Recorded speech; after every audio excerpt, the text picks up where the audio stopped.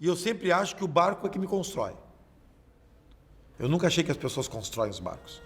Aonde se viu pagar R$1,70, R$2 a tainha. Até então, a minha família já tinha construído mais de 2.500 barcos.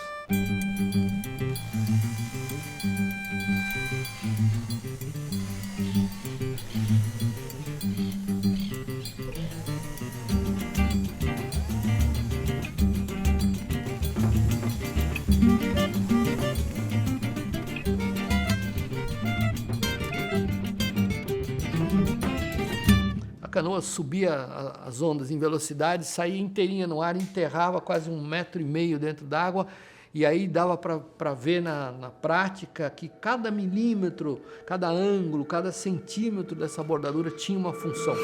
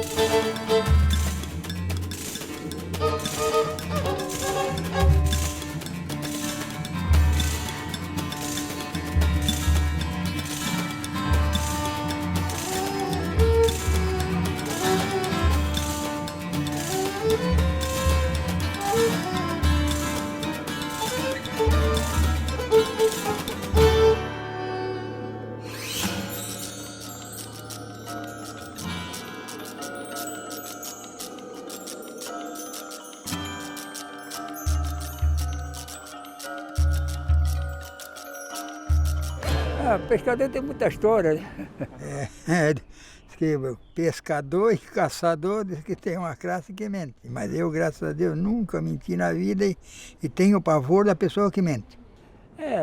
Eu já peguei peixe de 150 quilos com a linha. O cara bota lá o Sherman, né? Tato, medo. Isso aí eu já matei muito. Não tinha um aniquim, não. Aniquim é um cação grande, muito grande. Um cação para 600 quilos. Ele é meio azulado. E aí nós vinha remando, foi quando aquele peixe veio do fundo do mar, chegou, deu uma estocada na embarcação, pinchou nós virados. Emborcado na hora. Quando chegou a hora de embarcar, jogar para dentro, que fomos jogar para dentro, veio uma onda alta e pum. Em vez do cação vir para dentro da canoa, a canoa veio para cima do cação. Emborcou. E agora? Tem um cação aí no mar que tira a gente do barco para a sombra. É a tintureira, é uma toda pintada. Aquela, se o cara vai viajando aí, tem que ir no meio do barco, não vai na beirada. Porque aquela tira por a sombra. Ninguém sabe, até hoje ninguém soube que peixe era, porque não deu para ver. Achamos nós que pelo furo eram os pardates. Eles chamam de melim, né? Ele tem um arpão grande assim na cabeça, assim. Quem sabe ele vinha do fundo embalado, né? Com o choque deu, ele pinchou emborcado. Isso é história de pescador ou é verdade? Não, verdade mesmo, sim senhor. Os dois estão todos mortos, os homens, né? Só eu de vivo.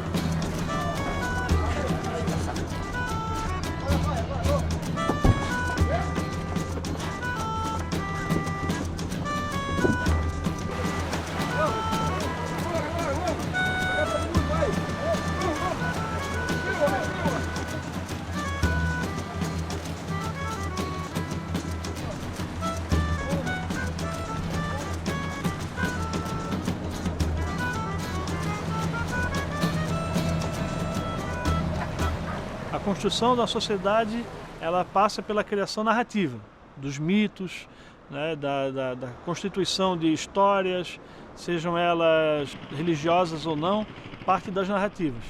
O maior motivador das narrativas sempre esteve ligado ao mar. Ora, é uma síndrome da modernidade as pessoas pararem de contar história. As pessoas estão cada vez mais melancólicas, mais de cabeça baixa, a ponto de não conseguirem mais chegar de casa dos seus trabalhos e contarem histórias. Por isso que a gente sempre busca uma história de pescador, né? Sempre busca uma história de pescador, porque aqui a pesca, o mar, poderia-se dizer que é o berço da linguagem dos homens.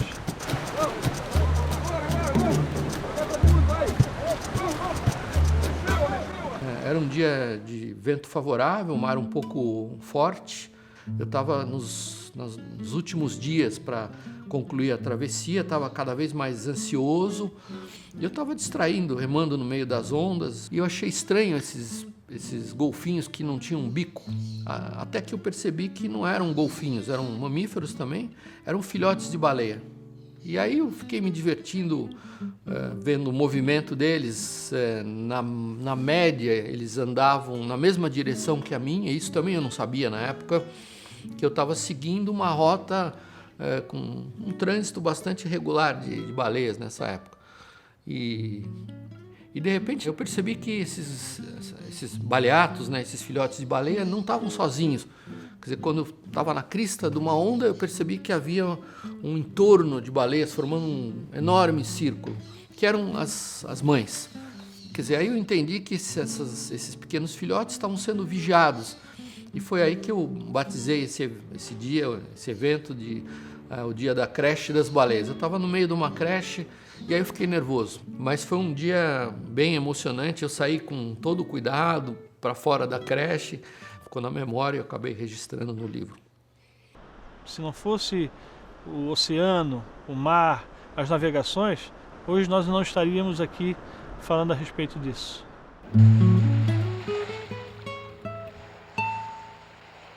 Eu considero Santa Catarina um quase substrato do patrimônio naval brasileiro, porque a gente tem aqui algumas grandes baías, como é o caso da Babitonga, como tem o Paraná.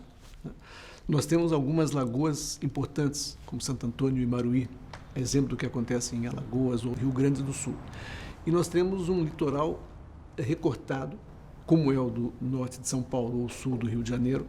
Temos um número razoável de ilhas e temos também o litoral mais inóspito, mais seco, ao sul do Farol de Santa Marta, em Laguna. Em suma, faltam aqui os grandes rios, mas no restante nós reproduzimos uma parte considerável dos ecossistemas existentes no Brasil. E além disso há um aspecto histórico. Ainda no século XVI, e particularmente na ilha de Santa Catarina, viveram náufragos. Nós tivemos aqui, por exemplo, sobreviventes da primeira viagem de circunnavegação do globo, do Fernão de Magalhães. Eles todos relatam que uma das primeiras providências, eles construíam embarcações. O fazer naval, o fazer barcos em qualquer lugar, ele é um atendimento a uma necessidade primária. Então, os indígenas faziam seus barcos, as suas canoas. Os nossos colonos faziam aqui no todo o Vale do Itajaí. Eu estou dizendo isso para dizer que o encontro humano sempre provoca trocas, né? Por violência ou por amizade, mas trocas. Por isso, é um estado tão importante do ponto de vista do patrimônio naval.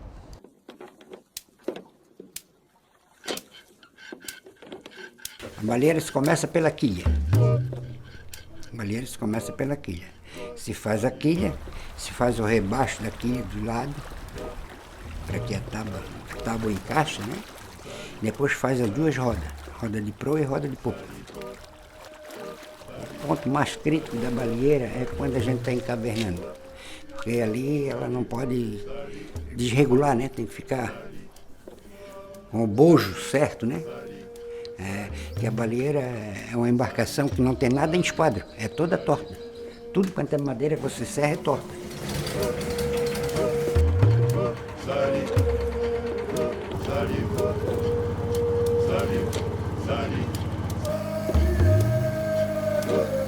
A dianteira tem que ser sempre mais larga, para que tenha saída d'água, para que ela ande melhor.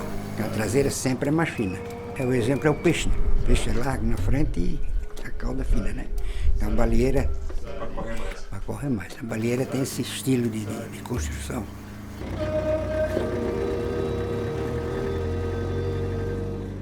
A baleeira, ou a lancha baleeira, como o nosso pescador chama aqui, ela é considerada a rainha do mar, né? Porque ela navega de popa e de proa, que facilitava toda a caça à baleia, e também pela imponência que ela se coloca e sai navegando assim com uma maestria, e também pela facilidade. Então, quem é dessa região, quem é um descendente de açoriano, por exemplo, daqui, ele tem todo um amor a esta embarcação, que infelizmente hoje ela está se extinguindo nos nossos mares. Ela está se extinguindo pela falta de construtores de mestre e também por passar essa embarcação à frente. A pesca da baleia era difícil, né? Naquele tempo era na baleeira remo, o dia todo no mar. Aí nós, quando via a baleia, nós acompanhava ela por o escuro da baleia, por dentro d'água, aquele escuro, e acompanhando até ela boiar. Quando ela pegava a boiar, nós tacava fogo no estupim, dinamite, e aí quando ela boiava, nós tacava o ferro nela. Aí ela afundava, mas era difícil acertar o lugar para matar ela. Era difícil. E uma das obras extraordinárias que eu li era a obra de um brasileiro, Antônio Alves Câmara, e essa obra era um ensaio geral sobre as construções navais indígenas que me marcou profundamente. Foi escrita numa época onde era absolutamente natural, a gente saía à caça de baleias, tartarugas, enfim, de explorar ao extremo tudo que o mar trazia, e o livro já tinha uma visão de que havia um certo exagero na intervenção humana nesses recursos naturais. Então tem uma descrição nesse livro sobre as técnicas de caça que eram extremamente cruéis, né? De não se matar a baleia, mas se prender o filhote e torturar esse filhote de maneira que o madrijo, a mãe, não se afastasse, para no final desse processo de tortura, aí sim abater a baleia mãe. Tinha 25 metros de comprido. Tiramos 25 tambores de óleo de 200 litros. Nós derretia o tocinho, né? Com a extensão da pesca da baleia, as lanchas passaram a ser utilizadas em outros tipos de pesca. Ela foi utilizada na pesca de cação, com redes, e pesca de espinhel também.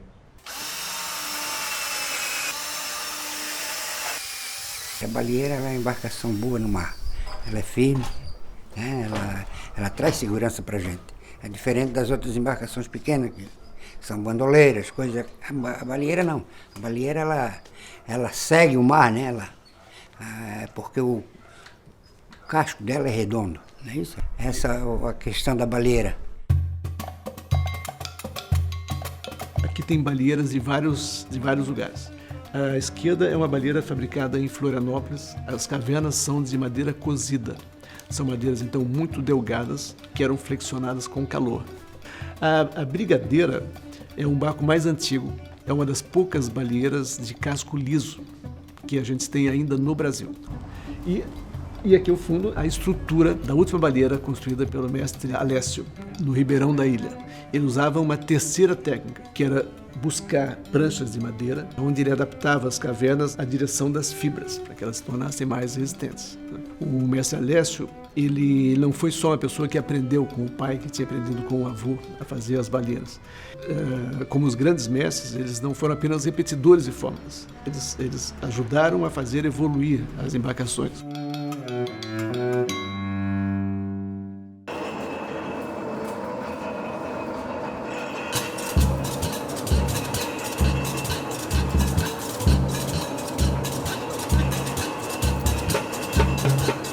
Eu fiquei muito feliz hoje, assim, de estar aqui e presenciar uma cena. Fiquei observando um menino de uns 10 anos de idade e me chamou muita atenção nessa criança foi a forma como ele observava, porque ele não fazia pergunta.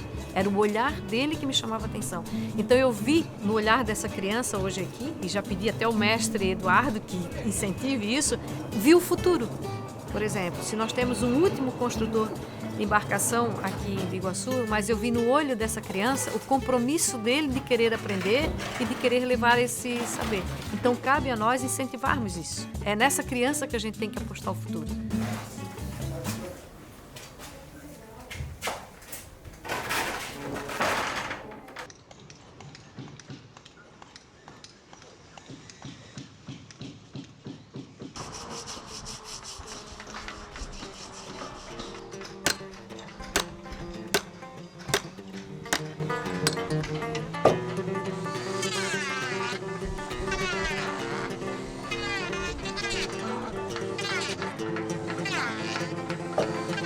na verdade, Deus me deu o dom de trabalhar com madeira e não precisar ninguém me ensinar. É como aquele violeiro que você escuta uma história, né? O violeiro, eu peguei o violão e saí tocando, eu peguei a viola e saí tocando. Eu peguei um método e a ferramenta e saí trabalhando. Vendo fazer e fui fazendo. O projeto é a minha cabeça. É do modo que o armador quer, eu vou lá e projeto na minha cabeça e vou fazer. Olha, eu começo pela quilha. Aí faço a roda de proa, faço o cadastro, onde vai o motor, o eixo propulsor, faço o rabo de galho. E dali vou pegar o modo e vou riscando as cavernas. Então, com a prática que a gente tem, se não aprender tem que dar uma surra, 53 anos trabalhando. Se não aprender a fazer, tem que apanhar de uma surra de sandália de dedo, eu costumo dizer, né?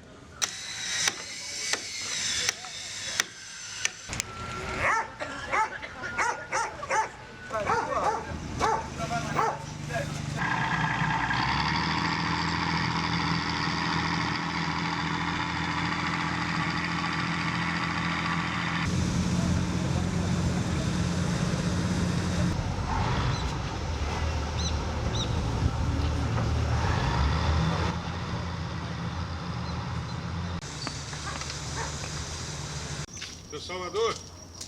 Eu mesmo. Boa tarde, como vai o senhor? Vai falar comigo?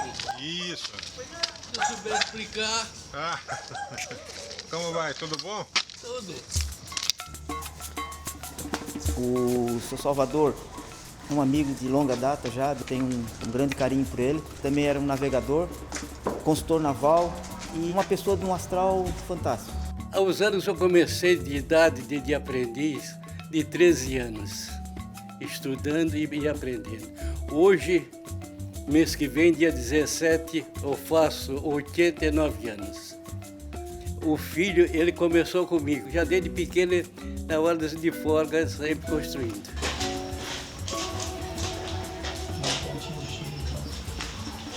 E até hoje eu ainda pergunto muitas coisas para ele, mesmo eu já sabendo alguma coisa, mas sempre procuro buscar o máximo que eu posso enquanto ele ainda está com a gente.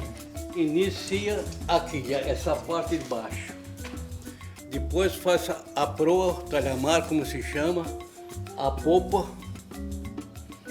Bota no prumo, tem uns preguinhos aqui, um prumo que a gente bota no prumo.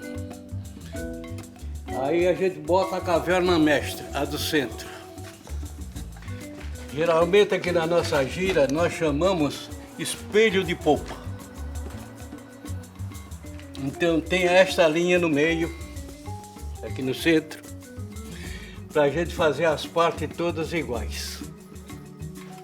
Isto é o prumo, para a gente, tem a linha aqui, o risco, então a gente vem aqui, nessa posição, e olha direitinho se está no prumo. Ele gosta muito das coisas do mar, ele gosta de conversar e ele gosta de madeira. Quem gosta de madeira é igual a cupim, tu entra e não quer sair mais. Meu maior prazer é de manhã abrir aqui o galpão, sentir o cheirinho da madeira. Se alguém me perguntasse, Lauro, de tudo que tu já construiu até hoje, elege uma peça assim que tu mais tem carinho e que tu acha que ela representa assim realmente o que deveria ser, eu escolheria essa peça. Ela fala por si. Eu olho ela, parece que eles vão começar a remar e ela vai sair andando. Então é uma peça que realmente eu sou apaixonado. É uma canoa de um pau, ela é escavada, né, num único tronco, falquejada com um enxó e colocado uma borda externa, por isso o nome de canoa bordada, para aumentar a altura dela em relação à linha d'água, né? Porque saída de praia tem aquelas ondas altas. Então ela levanta aqui e a água abre para o lado. Se não tendo isso aqui, A água procura entrar para dentro, e assim não, ela joga para o lado. Esta canoa, meu avô comprou em 1891.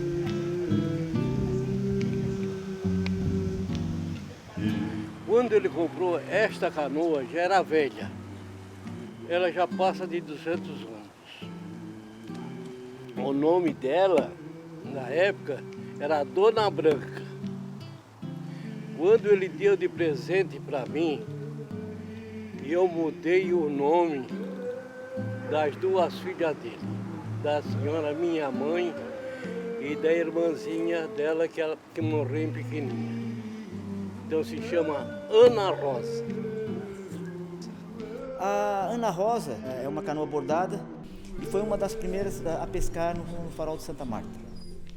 O seu Salvador, algum tempo ele trouxe ela de volta, ela não estava mais pescando, trouxe e restaurou, então hoje ela está lá, guardada com dignidade dentro da família. Agora o neto dele assumiu a manutenção e a guarda dela, né? Está na casa deles lá. Fazer canoa não é medida, não é plumo, não é nível. Parece que o desenho dela está dentro da cabeça da gente. É uma arte.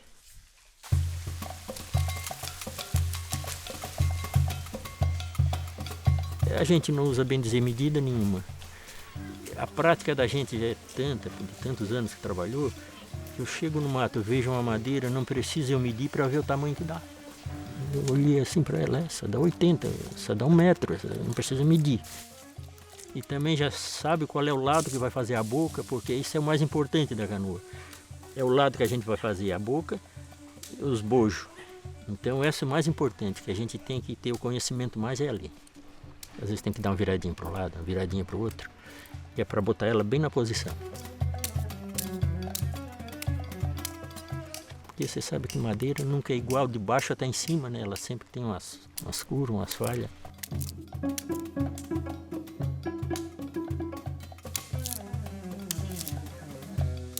Se liberasse a madeira, hoje ainda se fazia canoa. Porque uma canoa dessa, você pode dizer que tem uma embarcação para 60, 70 anos. Porque se tira de lá para fazer outra coisa, vai só 1 ou 2 pessoas desfrutar. Mas uma canoa, o pai usa ela, o filho vai usar, o neto vai usar e vai servir para alimentar uma porção de gente ali. A hora que eu morrer, acabou o fabricante de canoa em todo o sul eu acho que até do Brasil.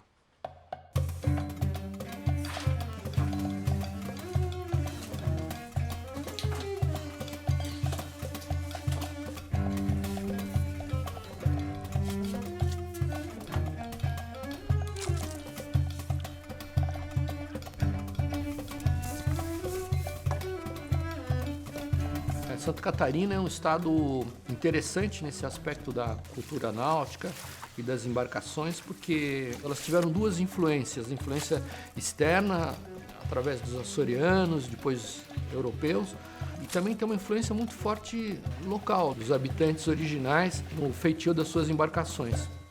Então tem vários tipos de canoas catarinenses hoje, tem as bordadas e as não bordadas, que são muito bonitas também, e que visivelmente elas ainda guardam influências das tribos locais que faziam suas canoas na região.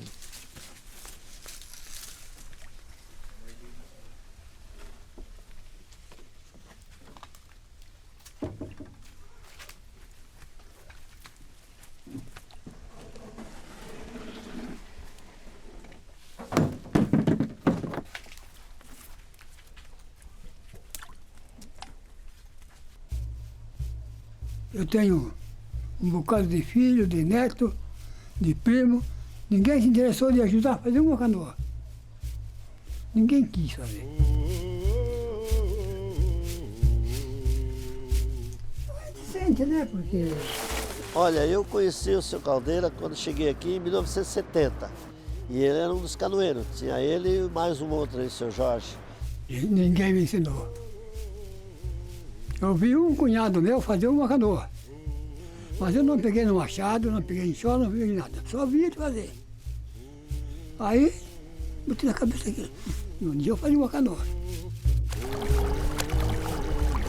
Eles tiravam a madeira do mato e construíam e faziam aquela bordadura.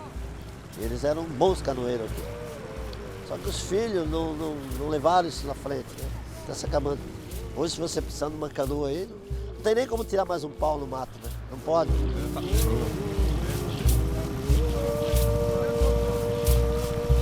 É isso aí, né? A saudade não se acaba, né? Me dá vontade até de chorar quando via aquelas coisas boas, aquelas coisas bem, né? Uma puxada de canoa no mato, com 15, 20 homens arrastando aquela madeira no mato. É uma alegria. Cada um contava uma piada, um dizia uma coisa, outro dizia outra. Aquilo é uma beleza.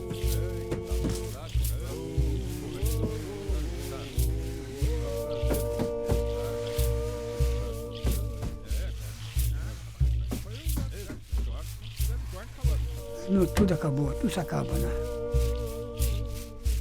A gente fica velho, só fica saudade das coisas que faz. Vambora, puxa!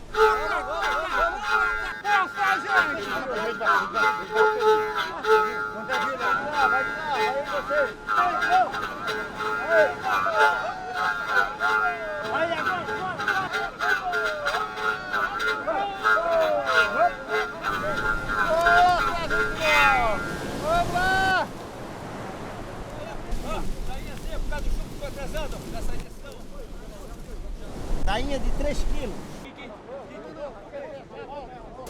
18, 19, 20. Rapaz, você toma conta do filho lá. Eu sou filho de pescador, venho de uma geração de pescadores, né? Do meu bisavô, do meu avô e do meu pai. Então aqui no Campeche, a nossa pesca aqui já é uma pesca que são centenárias, nosso rancho, nossas canoas, e eu venho tentando resgatar e não perder a nossa tradição, que é a pesca, né? E esses saberes cumulativos, eles são tão mais interessantes quanto mais velha a pessoa fica, porque ela tem uma trajetória acumulada que não é só dela, é da ancestralidade. É por isso que essas embarcações, por exemplo, funcionam. Então, se cultura é algo vivo, que se atualiza, mas que é algo que eu herdo, é exatamente esse momento que produz o que a gente chamaria de cultura contemporânea. Cada momento você tem arranjos que são próprios e capazes ou não de lidar com esse passado. Quanto pior eu lido com o passado, mais eu perco. A gente perde porque a gente não passa esse saber, a gente não passa essa técnica, a gente não utiliza isso para a cultura e para o turismo. A gente vai perdendo a nossa identidade cultural.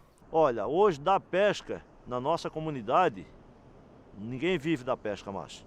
Não existe isso. Se alguém disser que tem alguém vivendo da pesca aqui na minha região, não está falando a verdade. Porque antes o que ele tinha? Ele tinha a sua embarcação, ele saía a hora que ele queria, ele voltava, né? Não tinha essa implicação, né, do cuidado com o peixe. O peixe estava ali, era em abundância, então ele saía e voltava. Hoje não, hoje nós temos todo um controle sobre isso. Esse controle também dificulta muitas vezes a continuidade desse pescador tradicional. Passou pelos meus pais, está passando por mim, vai ficar para meus filhos. Isso é uma pesca que nós não podemos deixar morrer nunca, a pesca da tainha. Principalmente essa pesca artesanal de praia. Porque a pesca hoje, a gente sabe que a pesca cada vez há menos, né? Mas a gente não quer perder a nossa história, a nossa cultura, que é a pescaria.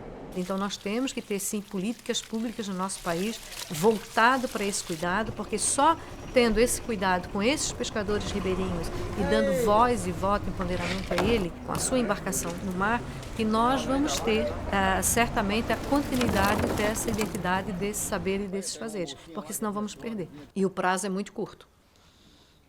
Para muitos, talvez isso aí não seja nada, mas para nós que vivemos o dia a dia da praia, que estamos todo dia na praia, isso vai ser uma perda irreparável. O pescador agora está correndo o pouco que tinha, ainda está saindo, procurando emprego, né? Tá ruim, a pesca aqui tá ruim. Tem gente que ainda não pegou nem peixe para comer. Porque nós aqui dependemos do tempo, né? O tempo anda ruim, o peixe está passando tudo.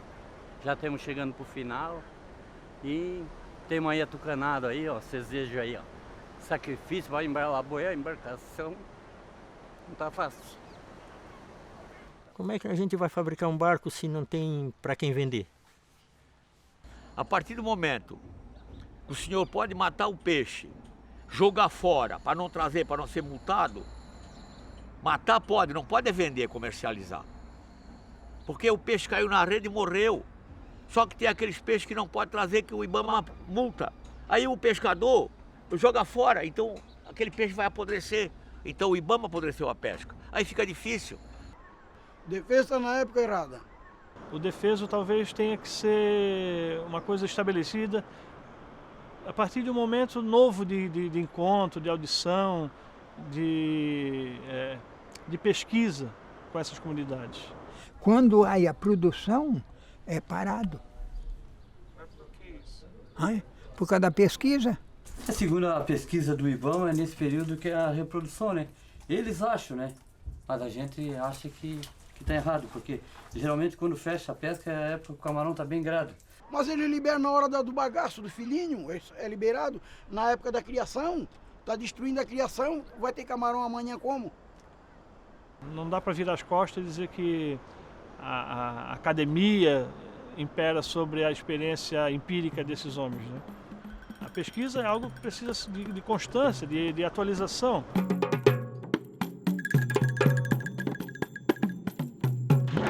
O pescador artesanal, esse ribeirinho, ou esse que está aqui a poucas milhas da costa, ele é um herói.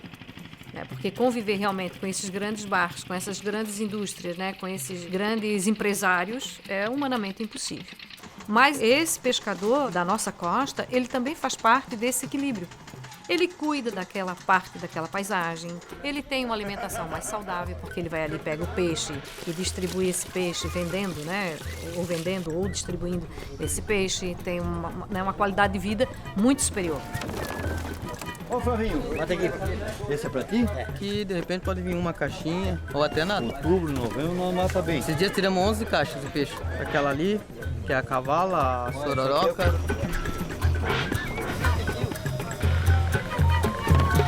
Cada um no seu direito, respeitando o seu limite, tem peixe para todo mundo.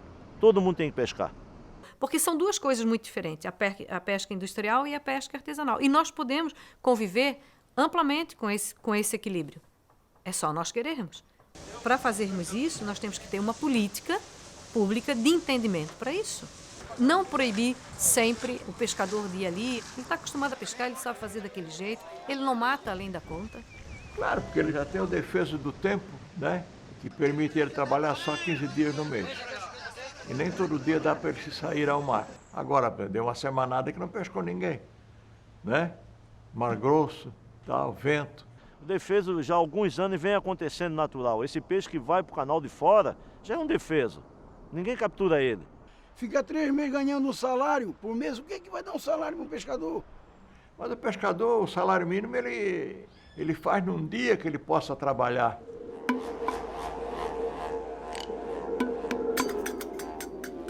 Nós temos que entender como vive este pescador. E essa é a grande dificuldade da política brasileira. Eles têm muita dificuldade de entender isso. Como é que o pescador vive? Eles têm que olhar para o pescador, porque o pescador aqui não pode fazer nada. A gente fica aqui com medo, parece que é um bandido. O cerco se aperta, né? E a gente está começando a ver uma ruína da pesca.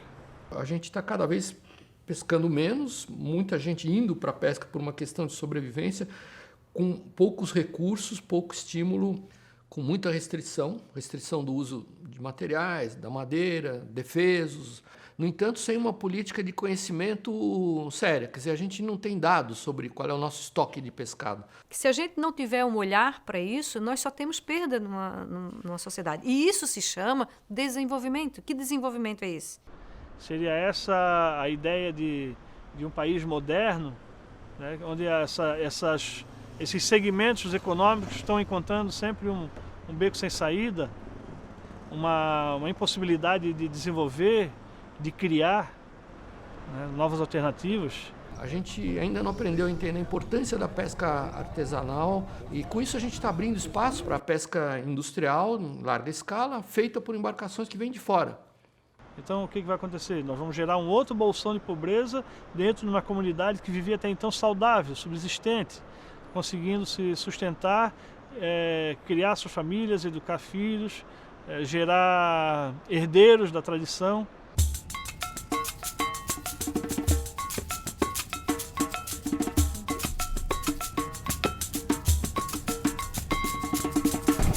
Quando a gente fala de madeira, ela é um material renovável.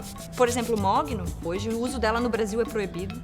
Porém, eu não entendo porque lá fora do Brasil pode, e eles compram o mogno brasileiro. Eu não sei por que a gente não pode usar e pode vender para fora. E lá todas as embarcações, tu vai ver, é mahogany, mahogany, mahogany. Eles chamam de mogno africano, que é uma variação, né, do mogno brasileiro, mas que serve legal. Então existem pessoas já plantando essa árvore, justamente porque ela é muito famosa, né, e muito boa para uso. Pode trazer. Se eu for ali derrubar uma madeira para fazer, nem que seja uma miniatura de canoa, se alguém entregar, eles vêm em cima. A fiscalização vem em cima, só fala em multa, só fala nessas coisas, e multo mesmo. Se nós tivéssemos um plano de manejo dessas árvores, nós não precisaríamos importar madeira, por exemplo, de outras regiões. Né? A gente teria no próprio espaço onde elas nasceram essa própria a continuidade desse fazer. E a madeira boa é a nossa aqui da região, é a canela, o cedro, e nas madeireiras você não acha. Não tem licença para mais nada, que eles não dão. Alguma coisa que a gente faz, pelo menos esse barco que eu estou fazendo aqui ainda, isso é uma licença antiga. Uma licença do barco foi o fundo e nós temos recuperando o documento. Agora não pode mais fazer barco novo? Não pode fazer mais nada, a não ser com licença nova, não. O senhor pode recuperar um documento velho. Aí o senhor pode fazer um barco para jogar naquele documento. Mas se o senhor dizer assim, eu vou fazer um barco, o IBAMA vai me dar, no caso o governo vai me dar uma licença para me capturar, não pode. Uma madeira dessa aí, um garapuvu. Hoje tu não pode cortar uma madeira dessa porque é extinção. Então hoje jamais tu vai conseguir fabricar uma canoa dessa, que é de um pau só. Garapuvu, ou guapuruvu, ou ficheira, tem vários nomes. Uma madeira interessante, uma árvore brasileira que tem um crescimento extremamente rápido e ela atinge proporções impressionantes. É uma árvore de vida relativamente curta também. Ela atinge uma grande altura, pode passar dos 30, 40 metros de altura com facilidade, só que de repente ela seca, ou uma parte e morre. Muitas vezes ela é usada morta já para se fazer canoa. E de certa maneira ela simboliza a preocupação em relação à preservação. Eu acho muito questionável essa história. Eu mudei o meu conceito de preservação quando a gente pensa em preservar uma árvore e não preservar uma cultura, porque as árvores se plantam. A madeira é um material reciclável e desde que o seu corte seja controlado e acompanhado, não vejo problema nenhum em autorizar o uso de árvores para fazer canoas.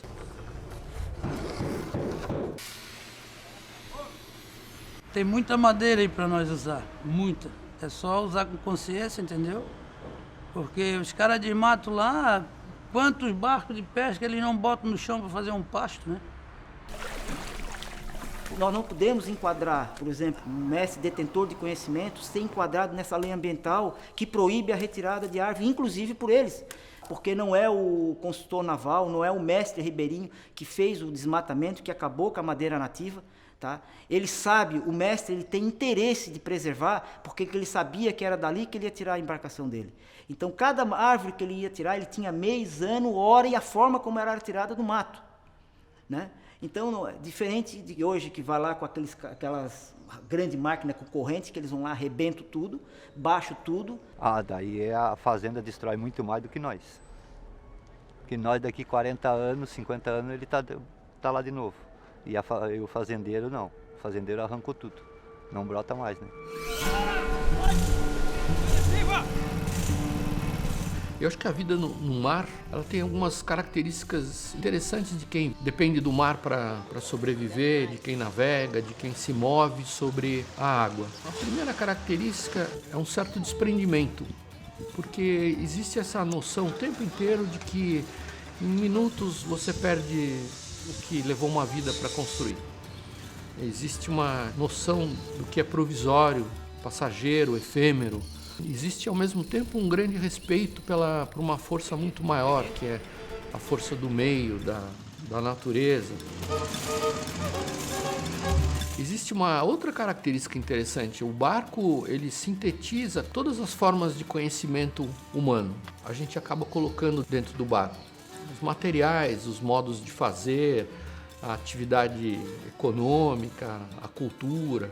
De certa maneira, ele molda, constrói o homem.